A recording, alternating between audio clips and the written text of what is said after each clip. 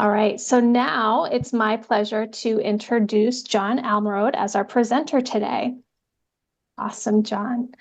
All right, so John Almarode, PhD, is a best-selling author and an associate professor of education at James Madison University. He was awarded the inaugural Sarah Miller Luck Endowed Professorship in 2015 and received an Outstanding Faculty Award from the State Council for Higher Education in Virginia in 2021. Before his academic career, John started as a mathematics and science teacher in Augusta County, Virginia. And as an author, John has written multiple educational books focusing on science and mathematics, and he has co-created the framework for developing, implementing, and sustaining professional learning communities called PLC+. Dr. Almarode's work has been presented in the U.S. Congress, the Virginia Senate, and the U.S. Department of Education. One of his recent projects includes developing the distance learning playbook for college and university instruction in response to the COVID-19 pandemic. Continuing his collaborative work with his colleagues on what works best in teaching and learning, how tutoring works, visible learning in early childhood, and how learning works were released in 2021. So with that, I'll hand it over to you, John. So go ahead and take it away. Hey, thanks for that introduction. And whether it's good evening, good day, or good morning to you, maybe even good night, from Boston to Bogota, from Miami to Myanmar, from Houston to Hawaii. It is great for you to be here. I'm so glad to learn alongside you. I hope you will keep up the action in the chat box. Hello, Albany, Georgia. Hello, Las Vegas, Nevada. That's going to be the way that we communicate. Questions, comments, aha moments, affirmations, whatever is on your mind within reason, goes in that chat box. What we're going to talk about in the brief time that we have together is how do we build and sustain visible learning classrooms? Hey, look, the visible learning research is incredible. We're over 350 influences deep. Those influences have over 2,000 meta-analysis to back them up. We're talking thousands and thousands of studies with almost 400 million students in the database. But it's not enough to have the research if we can't turn it into reality. It's not enough to know the potential impact that we have if we can't translate them into powerful practices. Better yet, if I can't take it from the clouds into my classroom, then what use is it? And so that's exactly what we're going to begin to unpack this evening, this afternoon, this morning, or tonight, depending on where you are across the globe. So to talk about building and sustaining visible learning classrooms, I want to start with a story. You see, in 1953, there was this amazing invention that came out, the TV dinner.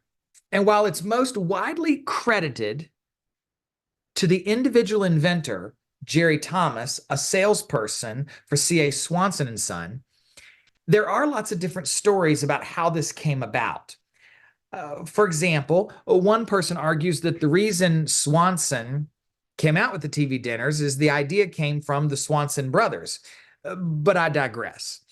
The TV dinner was developed and released, and some of you have heard me tell this story. It's one of my favorite stories to tell in education. Yeah, it has to do with education. The TV dinner came out with the sole goal of making life easier. Now, as sexist as it may be, it did target busy moms because dinner became easy so we could watch the late show. And in fact, some of the advertisements showed families sitting around the TV having a wonderful time together, eating a TV dinner. Its goal was to make things efficient, effective. In fact, all you had to do was heat and serve. And you didn't even have to clean up. You just simply disposed of the containers into the rubbish bin, for those of you joining us from Europe. But here's the catch. In an attempt to make something incredibly easy, effective, and efficient, it came with side effects that we did not expect or predict. For example, one of the side effects was that we saw a decline in nutritional value. In other words, there was a major drop in how valuable food was because we focused more on freezing it and mass producing it and less on what was in the package. They claimed it was Salisbury steak, but you don't actually know that. The second side effect that came out of this was that it eliminated the need for a chef. Why would we need someone with the advanced skills or the advanced skills of a chef if all we wanted was gourmet food and we just needed to go to Walmart, to Martin's, Piggly Wiggly, or the local grocery store? And then this is what happened. Take a quick look. Now, why would I show you that clip? Because in our attempt to be efficient and effective and make things easier, that's exactly what's happened in many of our classrooms. Regardless of what the individual student needs, everybody gets a cheeseburger. And you can't add things to it. You can't change it. You can't vary. Everyone gets a cheeseburger. And if we ask, why does everyone get a cheeseburger? The answer is, well, because they get a cheeseburger, they get a cheeseburger, cheeseburger, cheeseburger, cheeseburger. And so when we talk about building and sustaining a visible learning classroom, one of the starting points has to be how we think about our role as teachers and how we recognize and acknowledge the needs of our learners. So the goal in visible learning is to move away from the cheeseburger model and assume our rightful role as chefs, where we have access to incredible ingredients, but it's up to our expertise, it's up to our professional experiences, wisdom, and knowledge to put those ingredients together based on the individual sitting in front of us. Not everybody gets a cheeseburger, not everybody gets a Coke, and the reason we give someone a cheeseburger can't be because everyone else gets a cheeseburger. So with that in mind, let's shift our conversation and talk about how we're going to tie this together into visible learning. Keeping in mind, not everybody's going to get a cheeseburger because not everybody needs a cheeseburger. So in the time we have left, here's what we're going to talk about. What are then the ingredients that we as educational chefs have on our shelves that allow us to put it together into a dish that meets the needs and the taste buds of the individuals there? In other words, how do we put the who before the do? When we're done, we're going to come back to these success criteria. John's mantra is, and always has been, visible learning is about seeing learning through the eyes of our students and helping students take control of their learning and see themselves as their own teacher.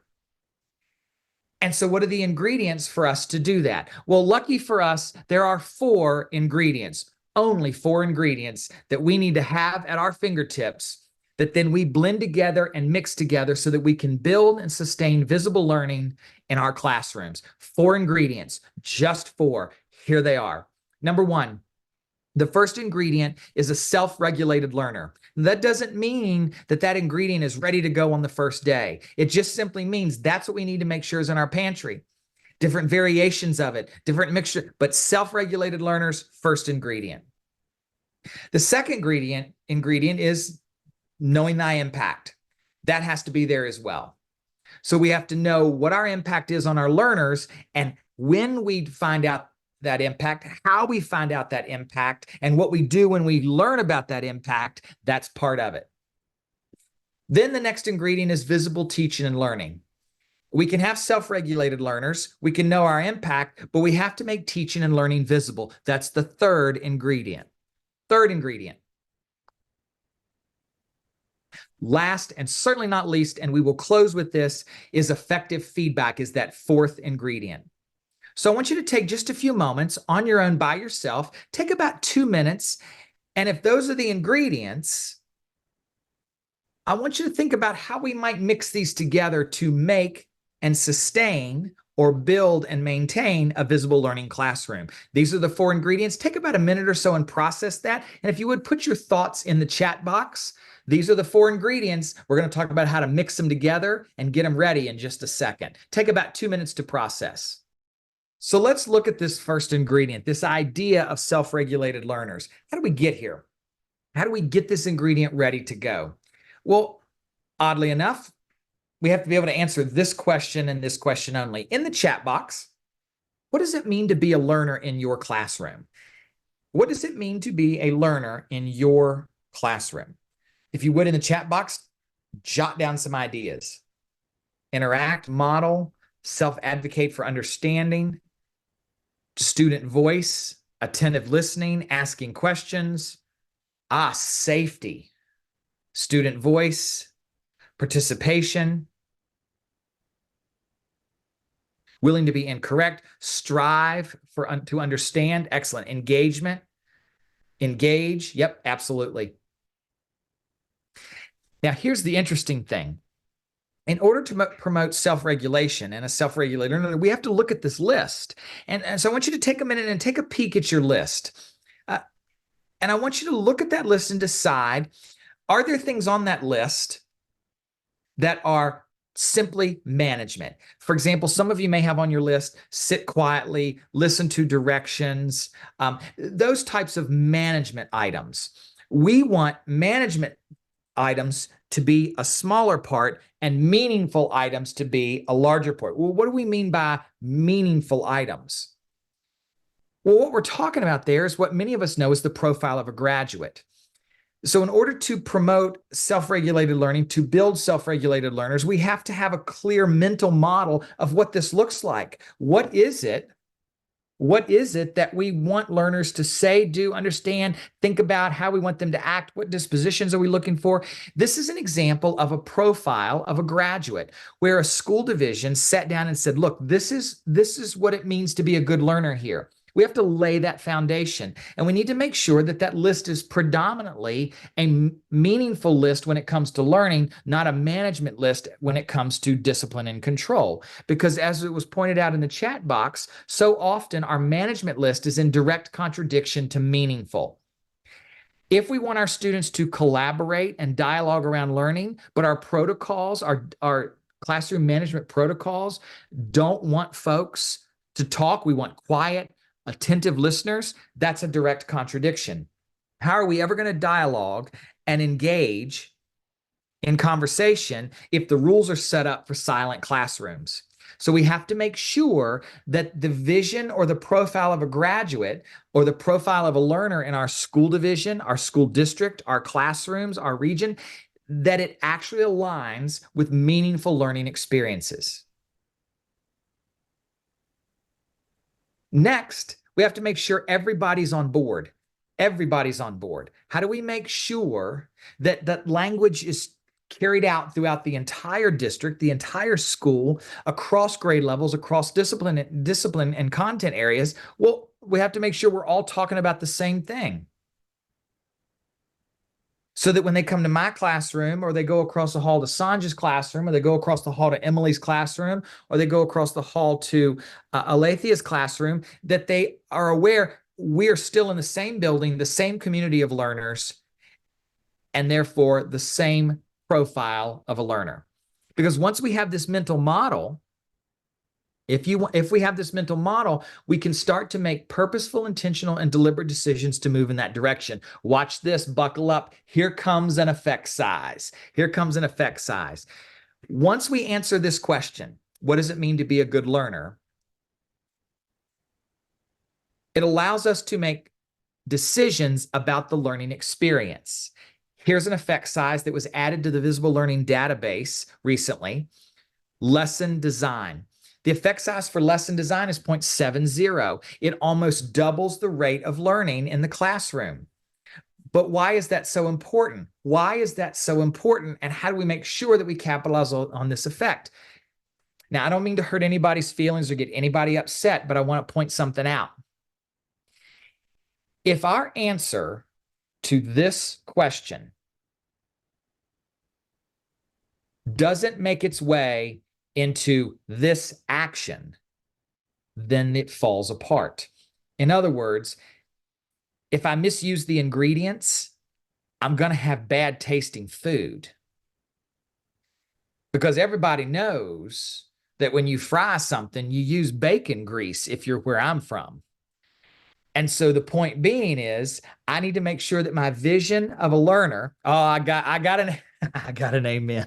I love it. Thank you, Amanda. Our vision of a learner has to show up in our lesson design. If I want, again, learners to dialogue, if I want learners to collaborate, but yet my lesson is guided notes, individual seat work, and work on the computer, those are in direct contradiction. So that means my lesson design must include the elements or help build the elements that I've designed or articulated in my profile of a graduate. Notice that list of lesson design components: innovator, thinker, collaborator, lifelong learner, effective communicator, and global citizen. Guess what? They all came from the profile. And it's important that we include these things. For example, cooperative learning has an effect size of 0.53. So one of the things we have to do is make sure we build in those things that are going to promote that self-regulated learner. We have to use that ingredient the right way at the right time with the right students. And when I say right students, meaning, is it a time for them to cooperate, and do they have the capacity to cooperate effectively, or do I need to teach about cooperative learning in my classroom? I've always found it interesting. When a student can't read, we teach them to read. When a student can't add, we teach them to add. But when students can't get along, we suspend them. How about classroom discussion? It has an effect size of 0.82. So these are things we should do because they accelerate learning. And we should allow students to make mistakes. Productive failure has an effect size of 0.39. So how do we help students make mistakes, learn from those mistakes, and better yet, how do we build the capacity for those learners to seek help from peers? Now, all of these effect sizes can be found on the Visible Learning MetaX database. And I'm putting that in the chat box now. And so we've addressed that first ingredient. That first ingredient is to make sure that we promote, build, and sustain self-regulated learners. And we do that by having a clear picture of what type of learner we're after, focusing more on the meaningful and less on the management, making sure that everybody is aware of this language of learning, and then work it into our lesson designs. Working it into our lesson designs. So take a moment on your own, by yourself, and comment on this particular ingredient. This ingredient must be in a visible learning classroom. You can share your thoughts in the chat box, or you can just think on your own. We're going to be ready to move on to the second ingredient in about a minute and a half. Talk about self-regulated learners. Use the chat box to chat it up. So before we slide on to the second ingredient, I want to respond to a question. How do we reconcile students that copy or do not do their own work in collaborative teams? It does take some time, and there's some resources available that I can certainly send your way. One of the things we can do is do things like assign specific roles, provide task lists, provide rubrics, offer check-ins to learners. We can also scaffold that cooperative learning experience by first asking them to do their task on their own and then bringing it to the group. We can also make our groups as partners first, then trios, then quads. There are lots of different ways to scaffold that in. What we can't do is walk into our classrooms tomorrow if cooperative learning has never been part of the puzzle and just drop it in. We have to scaffold that in. We have to scaffold that in. Teaching skills, Carla, absolutely. If students aren't sure how to communicate with each other, maybe we put in sentence stems or sentence frames that help them learn the language of collaboration. Maybe we show them models of collaborating. We can even co-construct. So let's go to Know Thy Impact. Here's the second ingredient. The second ingredient of a visible learning classroom is to make sure that we are constantly monitoring our impact. Did we make a difference? In other words, on Wednesday, did we check to see if what we did on Tuesday had an impact on student learning? Are we constantly monitoring this? Now, to keep the food metaphor going, who tastes the soup and how often? This is a formative evaluation task. It has an effect size of 0.70. And we can plan for this as well, just like we can plan for self-regulated learning and the profile of a graduate in our lesson design. Here's a quick example. When we sit down with our PLCs, we can literally say, all right, here are our criteria for success. What evidence would convince us that we got this right? For example, my students at James Madison University are writing lesson plans that they will apply or teach in practicum, their clinical setting. A section of their lesson plan, they have to take each one of their learning intentions and success criteria and in a chart tell me what opportunities to respond will they offer their learners so that they can gather evidence for themselves as teachers and students can see as evidence about their progress towards the success criteria or the criteria for success. In other words, we pre-plan what evidence we're looking for. If they can meet this success criteria, they would do this, say this, and act this way. And then we have to build a way, right, to collect that data. So my students have to construct a gathering evidence protocol. This is just an example. In this case, as students are looking at linear and quadratic equations in math, as the teacher, they're walking around with their chart, listening to the class discussion, eavesdropping on the class discussion, just as a reminder, taking notes on, okay, Emily's got it. Ambler's still working on it. Savannah has additional questions, right? Or Star is got it, but needs the vocab development. James has it, has the vocab, and he's bored out of his mind. And so it allows us to collect the evidence we need. Plus, we need alternative assessment methods. It can't all be multiple choice. There has to be other ways for students to show us that they know it. The moral of the story is this. We have to constantly be checking to see if what we did today made a difference tomorrow. If we don't believe that every decision we make requires us to check and know thy impact, we're missing one of the essential ingredients of a visible learning classroom. So I'm going to pause for a minute and in the chat box get some feedback from you. How do you monitor your impact on student learning in the classroom? How do you do that? Take a moment in the chat box and share your thoughts. So there are a couple of things that I want to call out from the chat box. And I have to tell you, I tell this to Kaylee all the time right before we start, I learn more from you in these moments than I could ever offer you on this side of the screen. And so it's important for me to watch that chat box because there are things I pick up and I'm like, I didn't think about that. Let's talk about standardized testing and knowing thy impact. Yes, standardized testing is a reality. It is what it is, and we're not going to get out from under it. But here's my point. We can monitor our impact and help learners get ready for those standardized tests along the way. An exit ticket can be a multiple choice question with the options removed, and so now it's free response.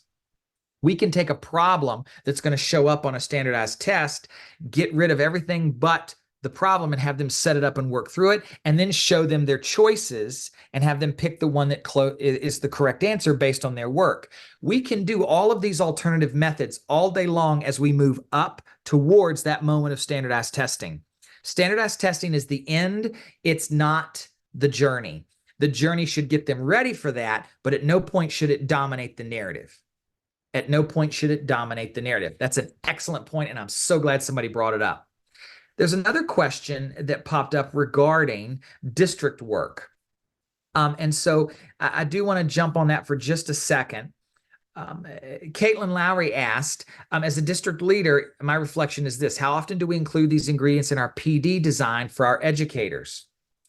I'm going to answer that as if I'm going to channel my inner John Hattie. I'm going to channel my inner John Hattie on this one. And so let me answer it this way. These are the ingredients that we, as the chefs of our own classroom, must have on the counter, on the counter, in the pantry, in the cabinet. Got to be there. And so the question is, as an educational leader, an instructional leader, an instructional coach, a team lead, do I have evidence about where my colleagues are strong and where my colleagues have opportunities for learning? That should drive the PD conversation. Maybe we're really good at knowing thy impact, but we don't quite have a shared language of learning yet. And so maybe we should spend some PD time developing that shared language. Or maybe we have a shared language, we have a profile, We know thy impact, but the profile doesn't always make it into our lesson design. So then the PD would be, how do we foster, nurture, and sustain collaboration in our classrooms? How do we foster, nurture, and sustain innovative thinking in our classrooms? Maybe we have self-regulated learners, we know thy impact, and we're weaving it in pretty good, but we struggle with feedback. At that point, the PD would be on the feedback. And so just as we expect teachers in classrooms to know thy impact, as educational leaders, we have to do the same thing.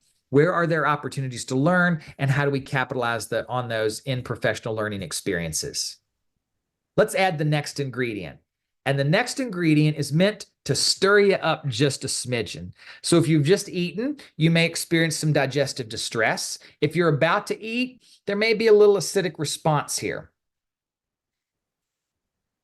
How many of you recognize what you see on the screen?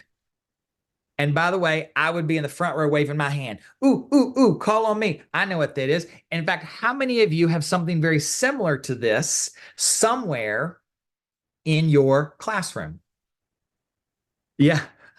Oh, I do. I got it all over the place in mine. Well, I did. And then I took it down. Now, I'm going to pause for a minute. I'm watching to see how many people log off. The growth mindset hasn't given us the return on investment that we counted on it giving us. Now, this is rough because, well, Carol Dweck is awesome. But here's the thing. Carol Dweck never said this. Here's the thing. This image right here sends two strong messages that we want to quickly tackle here. And by the way, remember, webinars are meant to get us thinking. And so this is meant to provoke some thinking about how we approach this. This image sends two strong messages. Number one, that there's either a growth or a fixed mindset. That's number one. It's got these two. And the second image, or the second message it sends, is that it's internal. So an individual has a growth or a fixed mindset, and it's all inside their mind. It's them. It's an individual thing. And so in my classroom, I put this up and I said, ooh, you want to be growth mindset. So here we go. Two issues. One, it says you're either growth or you're fixed. And by the way, fixed is often viewed as negative. Then we said, oh, and okay.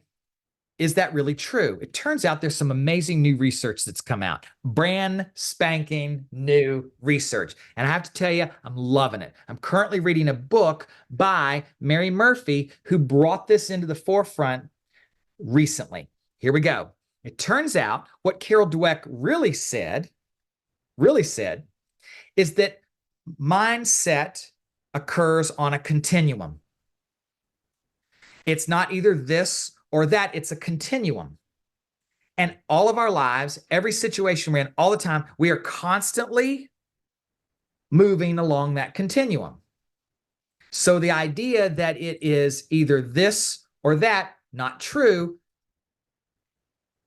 too black and white. It falls on a continuum. So in the chat box, write continuum. In the chat box, type in continuum so we can get it in there. All right, get ready. This is awesome, which is one of the reasons why we see this effect size. Because what we do is we treat it as a this or that, and we villainize fixed mindset. If you have a fixed mind, actually a fixed mindset in many cases is very helpful, very helpful. And to be honest, here's the funny part. To believe that learners are either growth or fixed is actually a fixed mindset. But I digress. So number one, it's a continuum. Number two, nothing happens outside of context. Nothing happens outside of context, right? So are you ready for this? Your mindset is a byproduct of your environment. So when we have learners in our classroom that have slid down the mindset continuum and are acting with a fixed mindset, guess what probably happened? Something in the environment triggered that shift, because the continuum is always in context. So when we tell learners, you should have a growth mindset, you should have a growth mindset, if they don't, odds are it's something in the environment. So what's my point? It has to do with classroom culture, and an ingredient is missing. Yes, Alethea, an ingredient is missing. Now, I'm going to show you the title of the book. I'm going to show you the title of the book. It's awesome. Jackson, my son, is going to hand it to me. The title of the book. Can you hand me my book? Can you hand Daddy his book? Yeah. Quickly. Thank you. It's called Cultures of Growth. Cultures of Growth. And I just love it. So an ingredient's missing. So cultures of growth are environments that promote moving to the growth end of the continuum, whereas cultures of genius move down to fixed. Why culture of genius? Because a culture of genius implies that somebody has it and others don't. Some do and some don't. Some have it, some don't. All these, right? A culture of genius is the haves and the have-nots. You're either going to make it or you're not. And in this culture, that's how culture of genius. But in a culture of growth, it's all about learning.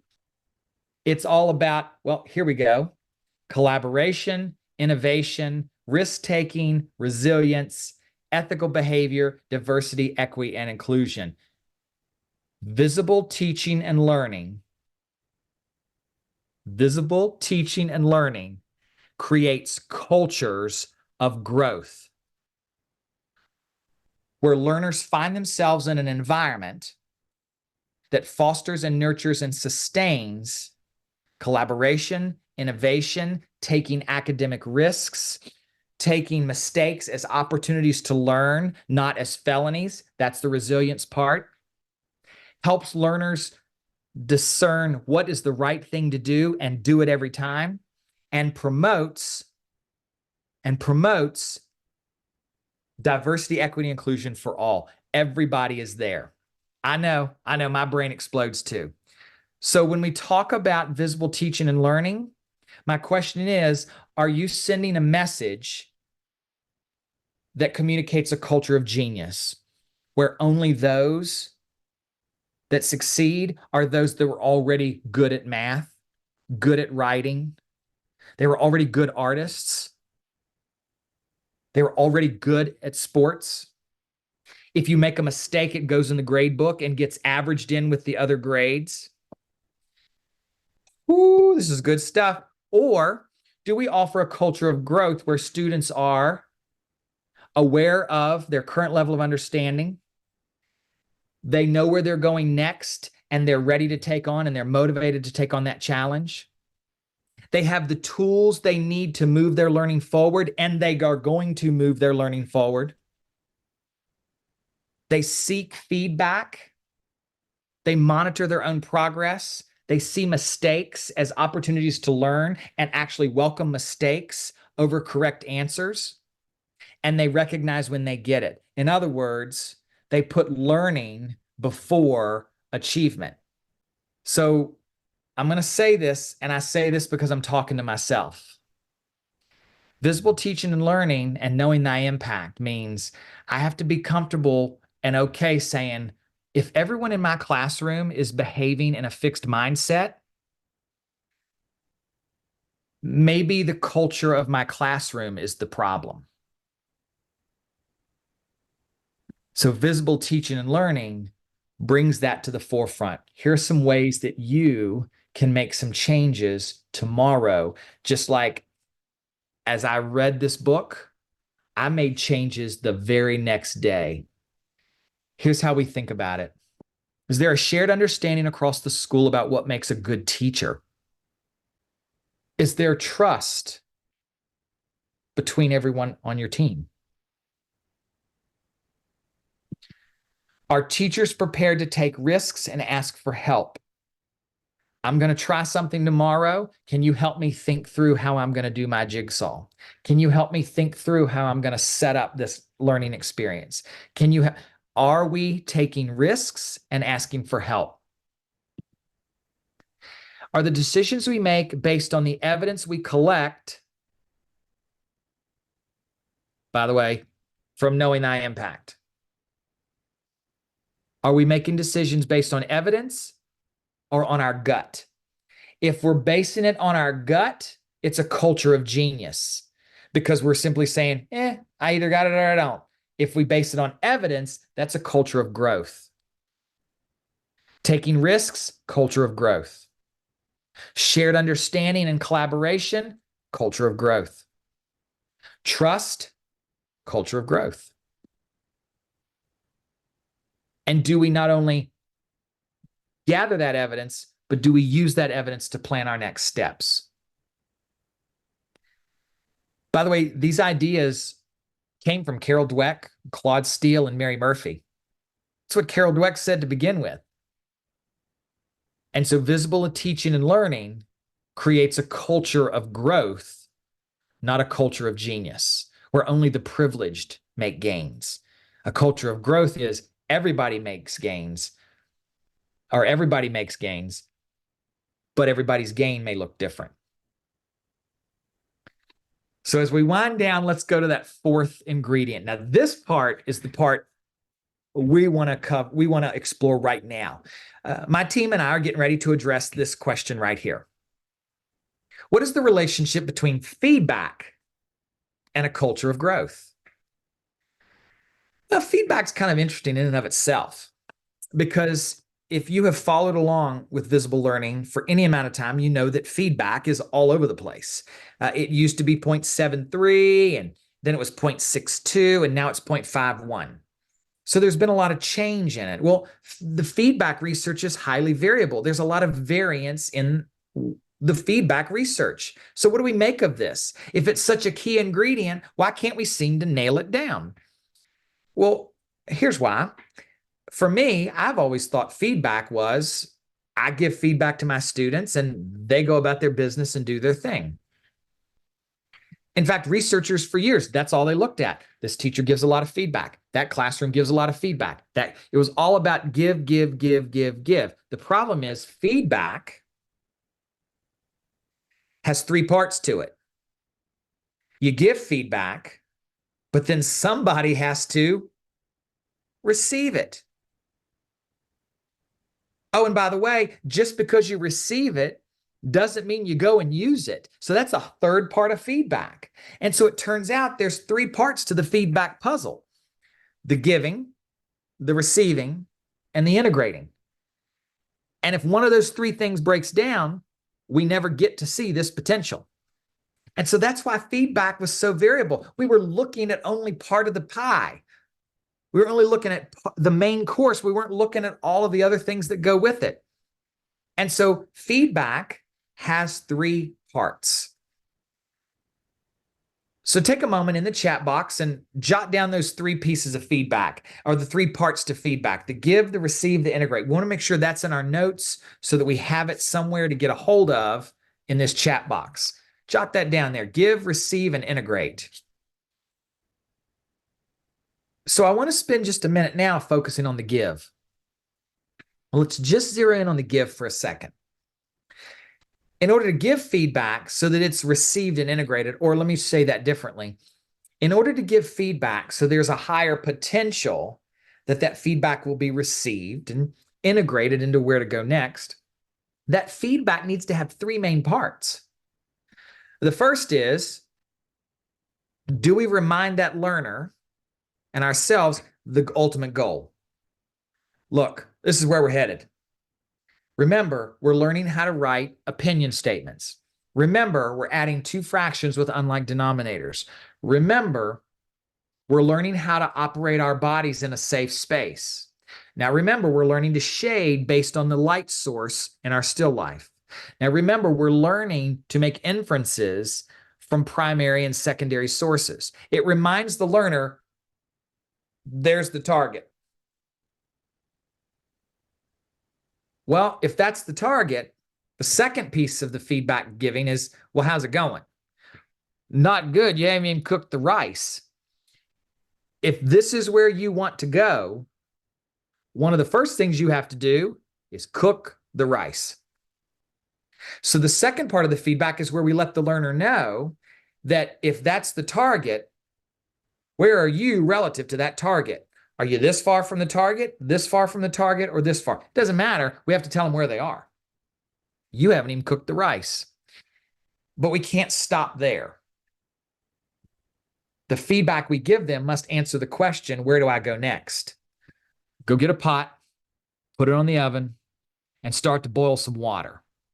So we have to not only tell them where they're headed, we have to tell them how it's going and what to do next to close that gap. Now, I don't know if you liked those pictures and that metaphor, but let's try it again. If that's what I want, and all I've got is uncooked rice, then I need to figure out the next step to take me one step closer to that finished dish. So in your classroom, if we think about the three different aspects of feedback, first there's give, receive, and integrate. And then when it comes to giving, the way that we make sure that there's a higher potential that the feedback will be received and integrated, we have to make sure we feed up, remind them where they're going, the target, let them know where they are, and give them the next step, not the next 19 steps, not the next 20 steps, not saying, well, you need to go figure it out. No, here's where you are. Here's your next step. Go boil some water. And then come back when you're done, because I'm going to give you some more feedback. In the chat box or on your own, where are your strengths with this? Do you do feed up, but maybe not feed back and feed forward? Do you do a lot of feedback, but maybe not feed forward and feed up? Just in the chat box, where are you in this work? What might you try tomorrow with your learners? Just take a moment and share in the chat box where you are with the feedback process. Take about a minute or so to get those answers in there. You're not alone, Anna. I'm very good at feedback, but struggle with feed up and feed forward. Yep. And when I do feed forward, I see some of you saying that I give too much information.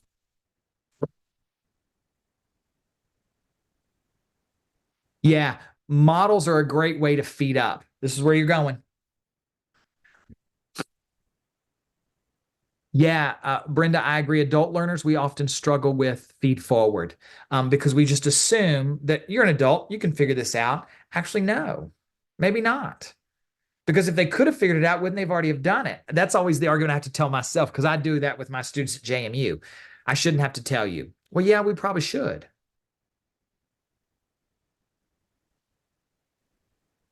Feed forward, yeah. And understand feed forward means helping them know where to go next, not doing it for them. And there is a difference. Okay. So we're going to start to wind down our time together. And if you remember, the whole thing started off with this idea of cheeseburger, cheeseburger, cheeseburger, cheeseburger. Everybody gets a cheeseburger. Well, I don't want a cheeseburger. Why do I have to cheeseburger? Look, everybody's getting a cheeseburger. Everybody's getting guided notes. Everybody's getting page 86 out of the textbook. Everybody's getting no, that makes you a short order cook. A chef takes the ingredients they have in front of them and blends them together into a masterful dish that appeases the palate of the person sitting at the table. I know, John, and me too. And so what are those ingredients? I'm adding in some self-regulated learners, constantly knowing my impact, making sure that I'm doing visible teaching and learning, and giving, receiving, and integrating effective feedback. And so that brings us to our last thought. This evening, today, this morning, tonight, wherever you are in the globe, we talked about building, but then we didn't talk about sustaining. But there was a question asked as an educational leader, what do I do with this? Well, we do need to talk about sustainability. And there are 4 C's associated with sustainability. And that's how we're going to end our time together. We're going to talk about these 4 C's. If I'm an educational leader, instructional leader, a coach,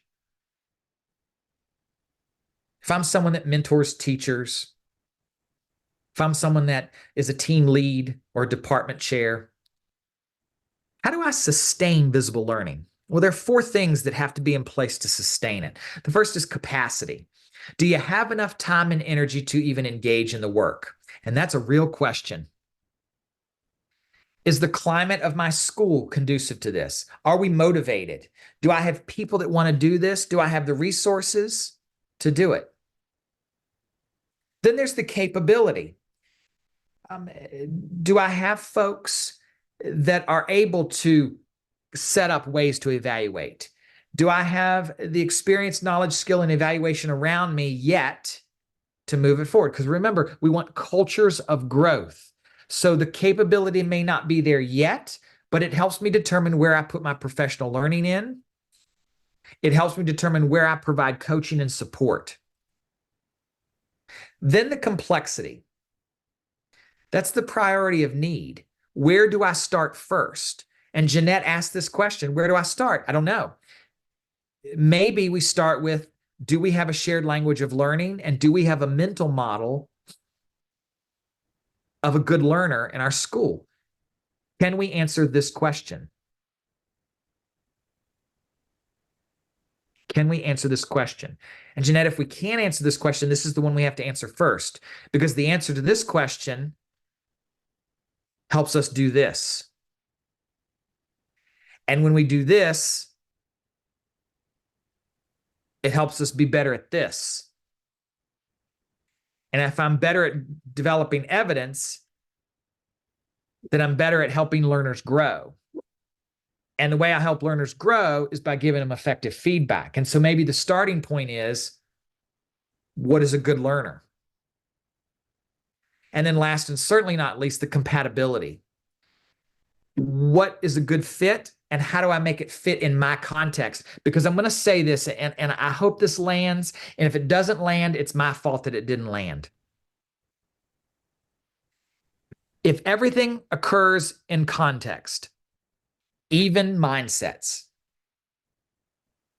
then I have to make sure that I adapt everything I heard tonight, today, this morning, for the personalities and the context of my school. Because what it looks like in Hawaii is going to look different than Houston. Same ingredients, same research, but what it looks like in Hawaii is going to be different than what it looks like in Houston.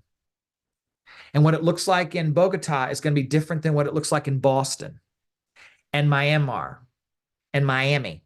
Same ingredients, same research, but because the context is different, it's going to look different. It's okay. It's okay to look different, but it can be the same research. So how sustainable is visible learning in your school or classroom? Well, it means we have to answer those questions around capacity, capability, complexity, and compatibility. And I'm happy to have that conversation. One of the things that we're working on now is developing a visible learning readiness survey that helps us bring the 4 C's to life. That's coming soon. We can do a school capacity assessment where we actually help you answer these questions. Because at the end of the day, this is really important. We're chefs and we're crafting the most amazing, incredible experience that accelerates student learning by seeing learning through the eyes of students and helping students see themselves as their own teachers. The ingredients are there. We just have to put them in the pantry, put them in the cabinet, or put them on the counter so they can do something with it. And so my hope is the last hour that we have described the major components of visible learning. Except they're not components now, they're ingredients, right, John? They're ingredients. Self-regulated learners.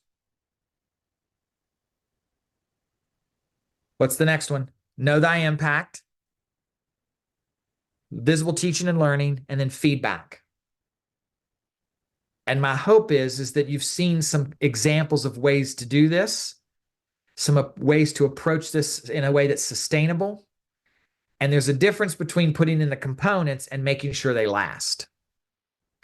And so I cannot thank you enough for your time, your attention, your level of engagement, and quite frankly, for sharing the excitement around this work with me.